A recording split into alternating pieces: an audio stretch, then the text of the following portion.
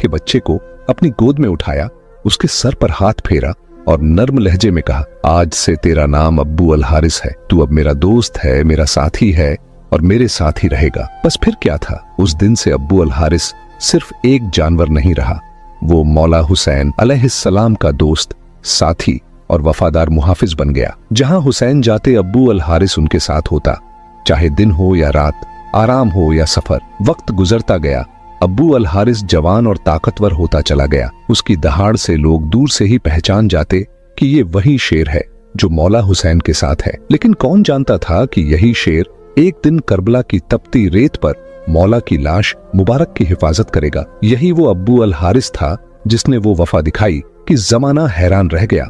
उसकी दहाड़ ने यजीदी फौज को हिलाकर रख दिया। अगर मौला हुसैन चाहते तो वही शेर यजीदी फौज को चीर फाड़ देता, मगर मौला ने उसे हमला करने का हुक्म नहीं दिया, क्योंकि हुसैन का सबक ही सब्र, कुर्बानी और अल्लाह की रजा पर राजी रहना था।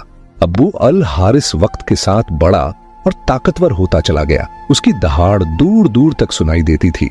लोग उसे देखते ही रास्ता बदल लेते थे, मगर जो लोग उसकी शक्ल से डरते थे वो शायद ये नहीं जानते थे कि इस शेर के दिल में एक इंसान से भी ज्यादा वफा, मोहब्बत और मासूमियत छुपी थी। और वो इंसान कोई और नहीं बल्कि इमाम हुसैन अलैहिस्सलाम थे, जिनसे अब्बू अल हारिस की मोहब्बत इतनी गहरी थी कि वो साया बनकर साथ रहता। फिर वो दिन आया जब कुछ अरब के लोग मौला अली अलैहिस्सलाम के पास पहुंचे। उनके चेहरों पर डर था, लफ्जों में खौफ। बोले, या अली, अब्बू अल हारिस अब बहुत बड़ा और ताकतवर हो गया है, हमें डर है कि कहीं वो किसी दिन हमें नुकसान ना पहुंचा दे। मौला अली अलैहिस्सलाम ने उन्हें देखा, उनकी बात सुनी और कुछ लम्हे खामोश रहे। उन्हें वो दिन याद आया जब एक शेरनी ने ये मासूम बच्चा उनके कदमों में छोड़ा था। उस शेरनी की आंखों में वो ममता, वो भरोसा। लेकिन मौला अली इंसानों के डर को भी जानते थे। वो घर तशरीफ लाए, देखा कि इमाम हुसैन अलैहिस्सलाम एक कोने में बैठे थे। उनके चेहरे पर हमेशा वाली मोहब्बत थी, आंखों में सुकून।